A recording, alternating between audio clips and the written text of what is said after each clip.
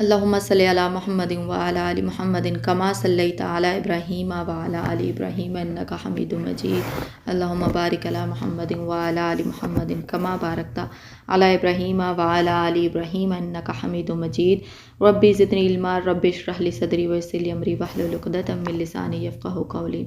السلام علیکم ورحمۃ اللہ۔ کیسی ہیں آپ سب؟ امید ہے کہ سب خیر و عافیت سے ہوں گے، اور آج ہم انشاءاللہ تعالیٰ اللہ تعالیٰ کی دی ہوئی توفیق سے اور اللہ تعالیٰ کی دی ہوئی سانسوں کی بدولت ہم آج شروع کرنے جا رہے ہیں قرآن پاک کو بالکل شروع سے، یعنی کہ پہلے پارے سے۔ اور پہلے پارے میں جو پہلی سورہ ہے ہمارے پاس، جو کہ ہے سورہ فاتحہ، اور سورہ فاتحہ جو وہ پہلے پارے میں نہیں آتی ہے، لیکن اس کو کنسیڈر سٹارٹنگ میں ہی کیا جاتا ہے، سٹارٹنگ میں ہی اس کو جب قرآن پاک کی ترتیب دی گئی تو سٹارٹنگ میں ہی رکھا گیا۔ اچھا، اس سورہ میں سب سے پہلے دیکھ لیں کہ یہ سورہ مکہ میں نازل ہوئی، مکی سورہ ہے، اور اس میں ٹوٹل 7 آیات ہیں۔ اچھا، اس سورہ کو نا ہم سب اچھے طریقے سے جانتے ہیں، جب ہم نماز سیکھتے ہیں یا اپنے بچوں کو سکھاتے ہیں تو ہم سورہ فاتحہ لازمی اور پہلے سکھاتے ہیں تاکہ نماز میں اس کو پڑھا جائے، اور ایسی کوئی نماز نہیں ہے جس میں ہم اس کو نہ پڑھیں، یعنی کہ اس کا نماز میں پڑھنا لازمی ہے۔ اس سورہ کو جو معنی ہے، آغاز اس کا معنی یعنی کہ ابتدا، یعنی کہ یہ قرآن پاک کے ابتدا میں موجود ہے، اور اس کا معنی بھی ہے سورہ فاتحہ کا کہ ابتدا، اور اس کے بہت سارے نام ہیں، جیسے ام القرآن کہا جاتا ہے، شفا، سورہ شفا بھی کہا جاتا ہے، اور یہ سورہ ہر زہر کی جو شفا ہے اس کے لیے، جیسے ایک صحابی تھے، انہوں نے ایک بچھو کے ڈسے ہوئے سے اس پہ دم کیا اور پھر ان کو شفا مل گئی، اور اسی سورہ سے دم کیا تھا انہوں نے۔ اور اس سورہ کو سورہ صلاۃ بھی کہا جاتا ہے، الصلاۃ بھی کہا جاتا ہے، یعنی کہ اس سورہ کو پڑھے بنا، یعنی کہ آپ کہہ سکتے ہیں کہ اگر کوئی یہ کہتا ہے کہ اس سورہ کو پڑھے بنا اس کی نماز ہو جائے تو یہ امپاسبل ہے۔ اور جیسا کہ حدیث میں ہے کہ اللہ تعالیٰ نے کہا ہے کہ اس نماز کو، یعنی کہ جو ہم نماز پڑھتے ہیں اس کو اللہ تعالیٰ نے اپنے اور اپنے بندے کے درمیان میں تقسیم کر دی ہے۔ اس سورہ کی جب ہم تفسیر دیکھیں گے تو ہم اس بات کو اچھے سے دیکھ لیں گے کہ جو شروع کی آیات ہیں، شروع کی 4 آیات، وہ اللہ تعالیٰ کی حمد و ثنا کے بارے میں، اور جو اس کے آگے کی آیات ہیں اس میں اللہ تعالیٰ نے ہمیں دعا بتائی ہے کہ جو ہم نے ہر نماز میں اللہ تعالیٰ سے مانگنی ہے کہ اللہ تعالیٰ ہمیں یہ چیزیں دے دے، ٹھیک ہے؟ وہ ہم تفسیر پڑھیں گے تو آپ بہت اچھے سے جان لیں گے، لیکن اس سے پہلے ہم کچھ احادیث کو دیکھ لیتے ہیں کہ جس میں اللہ تعالیٰ نے اس سورہ کو پڑھنے کو لازمی قرار دیا نماز میں۔ جیسا کہ ایک حدیث بھی ہے جس میں آپ صلی اللہ علیہ وسلم نے فرمایا کہ اس شخص کی نماز نہیں جس نے سورہ فاتحہ نہیں پڑھی، ٹھیک ہے؟ اور اس میں جو مرد حضرات ہیں وہ جاتے ہیں مسجد میں نماز پڑھنے کے لیے، امام کے پیچھے نماز پڑھتے ہیں، ٹھیک ہے؟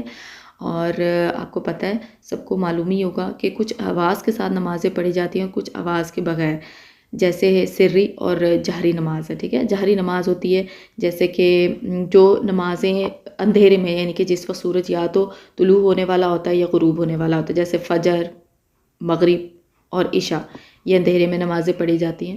اور اس میں جو امام صاحب ہیں اگر وہ آواز کے ساتھ نماز پڑھ رہے ہیں تو ہر کسی کو چاہیے کہ وہ پیچھے جو نماز اپنی پڑھ رہا ہے اس میں وہ منہ کے اندر، یعنی کہ آواز نہ نکالے باہر کے باقی لوگ ڈسٹرب ہوں، اور منہ میں آواز کے بنا اس کو سورہ فاتحہ کی تلاوت کرے، پڑھے، یعنی کہ آواز سے نہ پڑھے۔ اس بارے میں ایک حدیث بھی ہے کہ ایک مرتبہ نماز فجر میں کچھ صحابہ تھے کہ جب آپ صلی اللہ علیہ وسلم نماز پڑھا رہے تھے تو اس وقت انہوں نے آواز کے ساتھ سورہ فاتحہ پڑھنی شروع کر دی، تو آپ صلی اللہ علیہ وسلم پر نا وہ جو پڑھ رہے تھے نا، قرأت کر رہے تھے، وہ بڑی ان پہ مشکل ہو گئی، ٹھیک ہے؟ کیونکہ آوازیں ظاہر آ رہی تھی۔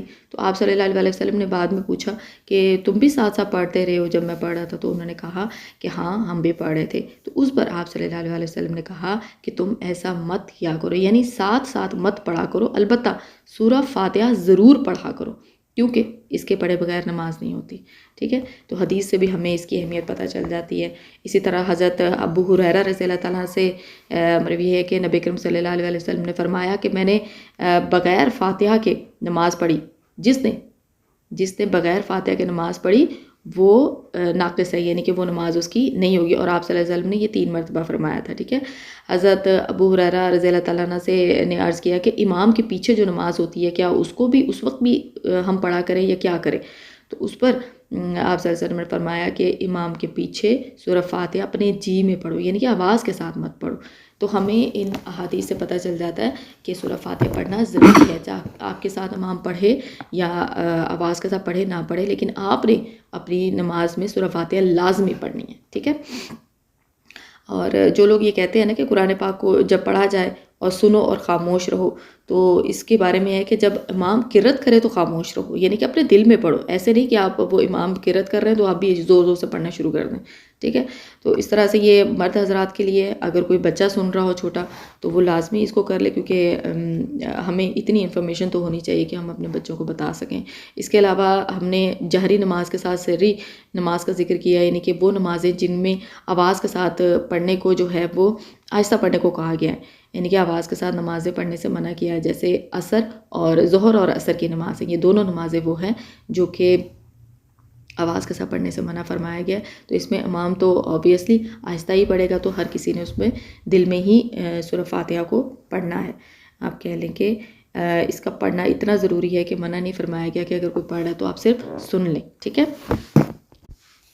سورہ کے آغاز میں بسم اللہ الرحمن الرحیم ہے، ٹھیک ہے۔ اب اس بارے میں بھی اختلاف پایا جاتا ہے کہ جو بسم اللہ الرحمن الرحیم ہے یہ آیا اس صورت کا حصہ ہے، اس سورہ کا، یا پھر یہ جیسے باقی صورتوں کے آغاز میں بسم اللہ ہے لکھا ہوا اور اس کو پڑھنا لازمی ہے، تو کیا یہ اس سورہ کا حصہ ہے؟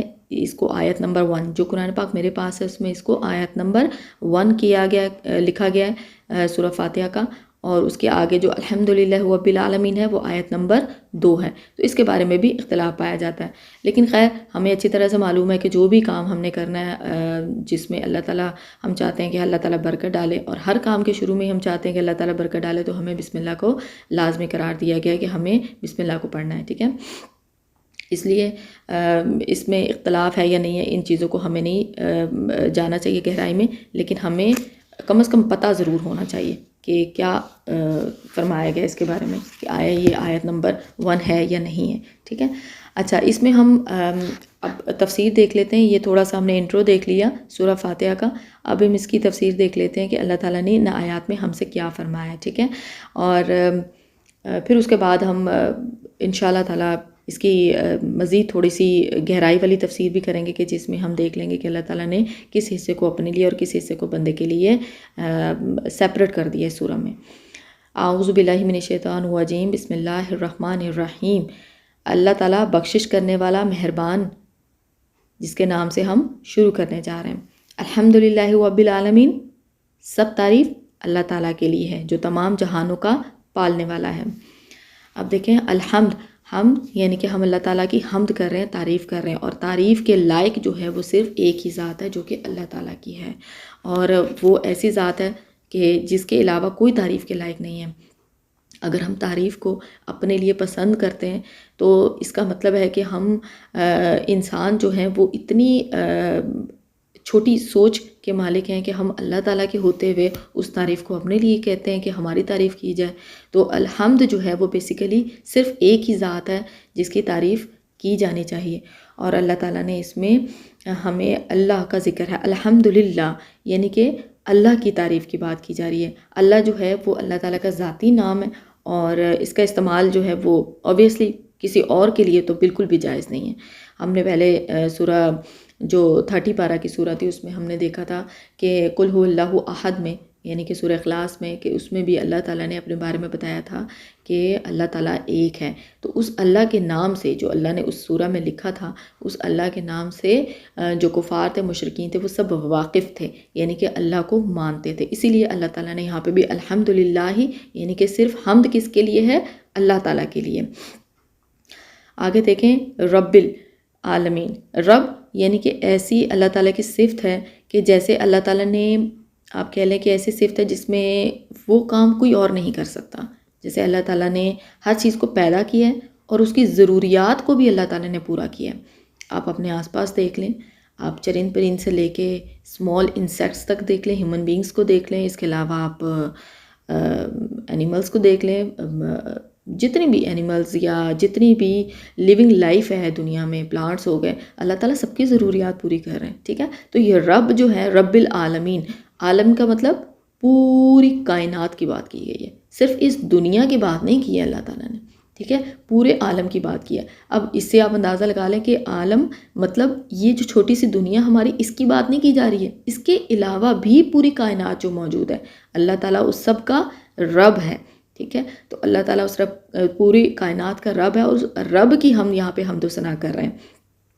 نماز میں، ہر نماز میں ہم کہتے ہیں الحمدللہ رب العالمین، یعنی کہ سب تعریفیں اسی رب کے لیے ہیں کہ جو تمام جہانوں کا پالنے والا ہے. کون؟ اللہ تعالیٰ، سب جہانوں کا پالنے والا. اور کتنے جہان ہیں وہ ہم وقت کے ساتھ ساتھ آگے پڑھتے جائیں گے. قرآن پاک میں بہت جگہ پہ ذکر ہے 7 آسمانوں کا اور باقی ساری مخلوقات کا. آگے دیکھ لیتے ہیں آیت نمبر 3، الرحمن الرحیم، بہت بخشش کرنے والا، بڑا مہربان.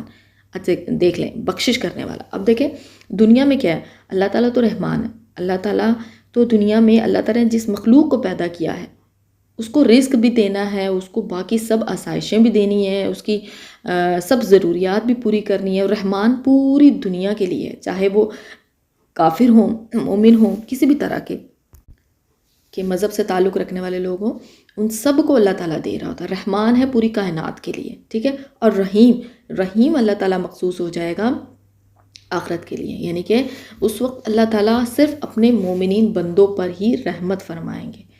اب دیکھ لیں کہ رحمان الرحیم ہم کتنے عرصے سے پڑھ رہے ہیں، اور کیا ہمیں یہ معلوم تھا؟ نہیں معلوم تھا. ہم بچپن سے پڑھ رہے ہیں سورہ فاتحہ کو، اور آپ دیکھیے گا آپ اینڈ پہ آتے آتے حیران رہ جائیں گے کہ اللہ تعالیٰ نے اس سورہ میں اتنی بڑی بڑی باتیں ہم سے کہی ہیں، اور ہم بس نماز میں اندھوں کی طرح پڑھتے چلے جاتے ہیں، ہمیں پتہ ہی نہیں چلتا اللہ تعالیٰ نے کیا کہا ہے. آگے دیکھیں آیت نمبر 4 ہے مالکی یوم الدین، یعنی کہ بدلے کے دن، یعنی قیامت کے دن کی اللہ تعالیٰ نے بات کی ہے کہ اس دن کا کون مالک ہے؟ اللہ تعالیٰ بدلے کے دن کا مالک ہے. تو بدلے کا دن کیا ہے؟ قیامت کا دن ہے. تو دنیا میں انسان جو بھی کرے گا اور جو بھی سوچے گا، جو بھی اس کا عمل ہوگا، جو بھی اس کی نیت ہوگی، وہ اللہ بہتر جانتا ہے. انسان ہمارے بارے میں کیا سوچتا ہے یہ ہمیں فرق نہیں پڑنا چاہیے، لیکن ہمیں اس چیز سے فرق پڑنا چاہیے کہ ہماری نیت صاف ہو، تاکہ ہمیں آخرت میں تو صلہ ملے نا، ٹھیک ہے. ہمارا مقصد آخرت کا صلہ ہونا چاہیے. دنیا کے معمولی صلے کے بدلے اگر ہم کوئی بھی کام کرتے ہیں تو پھر ہمیں آخرت میں صلہ نہیں ملے گا. یہاں پہ مل چکا ہوگا، ہم نے احادیث میں دیکھا بھی ہے، ٹھیک ہے. تو یہاں پہ ہم کس کا ذکر کر رہے ہیں؟ مالک یوم الدین، یعنی کہ قیامت کا دن جو ہوگا اس دن اللہ تعالیٰ ہر چیز کا مالک ہوگا، اور اختیارات جو ہیں وہ ٹوٹل اختیارات اللہ تعالیٰ کے پاس. اب جیسے دنیا کا آپ کو معلوم ہے کہ جس کے پاس کوئی افسر بن گیا، ٹھیک ہے، اس کے پاس اختیارات آ گئے، کسی کو بھی آپ نے جو ہے پکڑ کے اندر کر دیا، کوئی بادشاہ بن گیا، کوئی وزیر بن گیا، اس نے اپنی مرضی سے اختیارات کا استعمال کیا، ٹھیک ہے. یہ دنیا میں اختیارات ہو رہے ہیں نا استعمال. تو وہاں پہ تو آپ دیکھ لیں جتنے بھی ہم تفاسیر ابھی تک پڑھ چکے ہیں اس میں آیات کی، صورتوں کی، اس میں ہم نے دیکھا ہے کہ وہاں پہ تو سب برابر ہوں گے. جیسے قبریں سب کی ایک جیسی ہوں گی نا، پھر اس کے بعد اعمال سب کے مختلف ہوں گے، ٹھیک ہے. نیتوں کی بیس پہ اعمال ہوں گے، ظاہری طور پہ نہیں ہوں گے، ٹھیک ہے. اور اس دن جو ہے وہ جتنا مرضی بڑا کوئی یہاں پہ دنیا میں افسر رہا ہوگا، اختیارات کا استعمال کرتا رہا ہوگا، لیکن قیامت کے دن، بدلے کے دن، آخرت کے دن وہاں پہ ٹوٹل اختیار اللہ تعالیٰ کا ہوگا. اس چیز پہ ہم نے ایک، آپ کہہ لیں کہ جب بھی ہم نماز پڑھتے ہیں تو ہم نے اس کی معنی کو دماغ میں رکھنا ہے کہ ہم کیا کہہ رہے ہیں؟ مالک یوم الدین. ہم آخرت کے اس جو ہمیں وہاں پہ ایک ہماری کیلکولیشن ہوگی نا ہمارے اعمال کی، اس دن کے مالک کی بات کر رہے ہیں ہم، ٹھیک ہے. اب دیکھیں ان 3 آیات میں، یا ہم اگر بسم اللہ کو بھی ساتھ میں کر لیتے ہیں تو اس میں اللہ تعالیٰ نے اپنی بات کی ہے کہ اللہ تعالیٰ بخشش کرنے والا مہربان ہے، اس کے نام سے ہم شروع کرتے ہیں، ٹھیک ہے. تو ان آیات میں شروع کی 4 آیات میں اللہ تعالیٰ نے بات کی ہے حمد و ثنا کی. اللہ تعالیٰ کی حمد و ثنا ہم کر رہے ہیں، ٹھیک ہے. اللہ تعالیٰ کی تعریف کر رہے ہیں، اللہ تعالیٰ کی بڑائی بیان کر رہے ہیں. لیکن اس سے آگے آئیں، آیت نمبر 5، ایاک نعبد و ایاک نستعین، ہم صرف تیری ہی عبادت کرتے ہیں. ہم اللہ تعالیٰ کو کہہ رہے ہیں کہ ہم صرف اور صرف تیری عبادت کرتے ہیں، اور صرف تجھ سے ہی مدد چاہتے ہیں، ٹھیک ہے. اللہ تعالیٰ کی بڑائی بیان کی، اور اس کے بعد اللہ تعالیٰ سے ہم نے کہا کہ ہم تیرے علاوہ کسی سے نہیں مانگتے. ہم ہوتے کون ہیں کسی سے مانگنے والے؟ اگر ہمارا ان سب یہ باتوں پہ یقین ہے جو حمد و ثنا ہم نے اوپر کی ہے. ہم بدلے کے دن کی بھی بات کر رہے ہیں, ہم تمام جہانوں کی بھی بات کر رہے ہیں, پالنے والے کی بھی بات کر رہے ہیں, ہر پوری کائنات کی بات کر رہے ہیں, اور اس کے بعد ہم اللہ تعالیٰ سے کہہ رہے ہیں کہ ہم صرف تیری عبادت کرتے ہیں. یعنی کہ عبادت کا جو مستحق ہے ان سب چیزوں کو ہمیں دینے کے بعد وہ صرف ایک ذات ہے, اور وہ ہے اللہ تبارک و تعالیٰ. ٹھیک ہے, اور صرف تجھ سے ہی مدد چاہتے ہیں, یعنی کہ ہم تیرے علاوہ کسی سے مدد مانگتے ہی نہیں ہیں سرے سے. چاہے جتنی برسی بڑی مشکل اور آزمائش آ جائے, ہم کسی دوسرے سے مدد نہیں مانگتے, ہم صرف تیرے سے مدد مانگتے ہیں. ٹھیک ہے, اور اس میں دیکھ لیں جو شرک کرنے والے لوگ ہیں ان کے لیے بہت بڑی آیت ہے, ایاک نعبد و ایاک نستعین. یعنی کہ آپ کے اوپر ذرا سی کوئی بیماری آئی ہے, آپ نے کسی کی نظر آنے کے لیے آپ نے جا کے جو ہے وہ منت مانگ لی کہ میری یہ برائی جو بیماری یا کوئی بھی میرے اوپر آفت مصیبت آئی ہے, وہ بس یہ فلاں فلاں مزار صاحب کے نام جو ہے وہ میں چادر چڑھاؤں گا یا پھول چڑھاؤں گا تو میری یہ منت پوری کرتے ہیں. یہ جو مزاروں پہ ہمارے رش لگا ہوتا ہے یہ عقیدے کی کمزوری کی وجہ سے لگا ہوتا ہے, ورنہ قبرستان میں کیوں رش نہیں ہوتا؟ قبرستان میں آپ کو اتنا رش نظر نہیں آئے گا جتنا آپ کو کسی مزار پہ نظر آئے گا. ٹھیک ہے, اور میں کسی مخصوص مزار کی بات نہیں کر رہی ہوں, سارے مزار ایک ہی جیسے ہیں اور سب کو اللہ تعالیٰ نے ایک جیسا انسان بنایا ہے. بس اعمال کی بنیاد پہ اللہ تعالیٰ وہاں پہ ہمیں گریڈز دیں گے اپنے پاس بدلے کے دن. ٹھیک ہے, تو یہ جو لوگ قبرستان میں جاتے ہیں, ٹھیک ہے, اور وہاں پہ جا کے قبروں سے مانگتے ہیں, اور ان کے لیے یہ بہت بڑی آیت ہے کہ ہم صرف تیری عبادت کرتے ہیں, تجھ سے مدد مانگتے ہیں. اب دیکھیں اس بارے میں جو قبر پرست لوگ ہیں وہ یہ بات کہتے ہیں کہ ہم دنیا میں بھی تو جب بیمار ہوتے ہیں ہم ڈاکٹر کے پاس جاتے ہیں نا. ٹھیک ہے, آپ کو بھی بحث کر کے دیکھیے گا ایسے لوگوں سے جو قبروں پہ جاتے ہیں, مزاروں پہ جاتے ہیں اور وہاں پہ مدد وسیلے سے مدد مانگتے ہیں. تو کیا اللہ تعالیٰ ڈائریکٹ ہمیں نہیں دے سکتے؟ جو ہم کسی کی سفارش, کسی مرے ہوئے انسان کی سفارش لے کے جاتے ہیں اور اس بندے کو کہتے ہیں کہ یار تم کیونکہ اللہ تعالیٰ کے پاس پہنچ چکے ہو, اب تم ایسا کرو وہاں پہ جا کے ہماری سفارش کرو. شرک سے قریب ہے ہمارا رب. کیا ہمارا رب ڈائریکٹ ہماری بات نہیں سنتا؟ ہمارا ایمان اتنا کمزور ہے. ٹھیک ہے, اس چیز پہ ہمیں سوچنا ہے. اچھا, ہم بات کر رہے تھے شرک کے بارے میں کہ جو لوگ اس بات کی اس طرح سے موڑتے ہیں دنیاوی معاملات میں, جیسے ہم بیمار ہوں ڈاکٹر کے پاس جائیں تو وہ کہتے ہیں کہ آپ ڈاکٹر سے مدد طلب کر رہے ہیں. ٹھیک ہے, پھر اس کے بعد ہمیں کسی انسان کی مدد کی ضرورت اس وقت ہو جب ہمارے آس پاس کوئی نہ تو بھاگے ہوئے کسی بندے کے پاس جاتے ہیں, پلیز آئیں میری ہیلپ کر دیں, تو اس کے لیے بھی کہا جاتا ہے آپ نے بندے سے مدد مانگی. ٹھیک ہے, اب یہ دنیاوی جو معاملات ہیں یہ اللہ تعالیٰ نے ایک نظام بنایا ہے, ایک انسان کا لنک دوسرے کے ساتھ بنایا ہے. کوئی بھی انسان اس دنیا میں تنہا زندگی نہیں گزار سکتا. ٹھیک ہے, اس کو ضرورت پڑتی ہے کبھی نہ کبھی کسی کے ساتھ جڑنے کی, کسی کی مدد کی. تو اللہ تعالیٰ نے یہ جو نظام بنایا ہے نا, یہ اس لیے بنایا ہے تاکہ سب انسان ایک دوسرے کے ساتھ لنک رہیں. اللہ تعالیٰ نے پھر حقوق العباد اور یہ ساری چیزیں بھی رکھی ہیں. ٹھیک ہے, تو اب اگر انسانوں کی مدد کی بات کریں تو اس طرح تو حضرت عیسیٰ علیہ السلام کے بارے میں فرمایا گیا کہ انہوں نے کیا کہا تھا کہ اللہ کے دین کے لیے کوئی ہے جو میرا مددگار ہو. یعنی کہ اللہ کے دین کی تبلیغ کے لیے, اللہ کے دین کو پھیلانے کے لیے, دوسروں تک پہنچانے کے لیے حضرت عیسیٰ علیہ السلام نے اللہ کے بنائے ہوئے بندوں کو کہا کہ کوئی ہے جو میرا مددگار ہو. تو کیا ہم یہاں پہ شرک کے اس میں کیسے وضاحت کر سکتے ہیں؟ شرک کی نا نہیں کر سکتے ہم. تو اللہ تعالیٰ اس شرک سے ہمیں بچائے. ہم جب مصیبت میں پریشانی میں ہم انسان ہوتے ہیں نا تو ہم ٹکرے مارتے ہیں, ادھر ادھر بھاگتے ہیں, مزاروں پہ جاتے ہیں, منتیں مرادیں اور تعویذ اور پتہ نہیں کیا اس طرح کی چیزوں میں پڑ جاتے ہیں. تو اللہ تعالیٰ جو ہے وہ ہمیں قرآن پاک کو سمجھنے کی توفیق عطا فرمائے اور اس شرک سے بچائے. آمین. اگلی آیت ہم دیکھ لیتے ہیں جو کہ ہے آیت نمبر 6. اہدنا الصراط المستقیم. یعنی کہ ہم نے اللہ تعالیٰ کی پہلے حمد و ثنا بیان کی, پھر اس کے بعد آیت نمبر 4 میں ہم نے کہا کہ ہم تیری عبادت کرتے ہیں, تجھ سے مدد مانگتے ہیں. اب مدد کیا ہے؟ ہم مدد مانگ رہے ہیں, ہمیں سیدھی اور سچی راہ دکھا. ہم نے اللہ تعالیٰ سے مدد مانگی. ہر نماز میں ہم نماز پڑھیں اس کا مطلب نہیں ہے کہ ہمیں سیدھی راہ مل گئی ہے. ہم ہر نماز میں اللہ تعالیٰ سے مدد مانگتے ہیں کہ اللہ تعالیٰ ہمیں سیدھی اور سچی راہ دکھا. اب سیدھی اور سچی راہ کون سی ہے؟ اب دیکھیں اللہ تعالیٰ نے آگے وضاحت کی, لیکن ابھی یہاں پر ہم سیدھی اور سچی راہ کی وضاحت اس طرح سے دیکھیں گے کہ اللہ تعالیٰ نے سیدھا راستہ ہمیں بتایا ہے. نماز پڑھو, جو ارکان ہیں دین کے وہ پورے کرو, انسانوں کے ساتھ بہترین سلوک کرو, کوئی احسان کرتا ہے تو اس کا شکریہ ادا کرو, اس احسان کے بدلے اس پہ حاوی مت ہو جاؤ کہ پتہ نہیں یہ بندہ میرے سے کمتر ہے, مجھ پہ احسان کر رہا ہے. ٹھیک ہے, اور احسان کا بدلہ بہترین طریقے سے دو, انسانوں کے ساتھ بہترین سلوک کرو, کسی کو مشکل میں دیکھ رہے ہو تو اس کی مدد کرو. ٹھیک ہے, اور اس کے علاوہ اللہ تعالیٰ نے ہمیں سیدھا راستہ بتا دیا، اور سیدھا راستہ بتانے کے لیے اللہ تعالیٰ نے آگے جو آیت دی ہے اس میں وضاحت کر دی کہ کون سا سیدھا راستہ ہم مانگ رہے ہیں.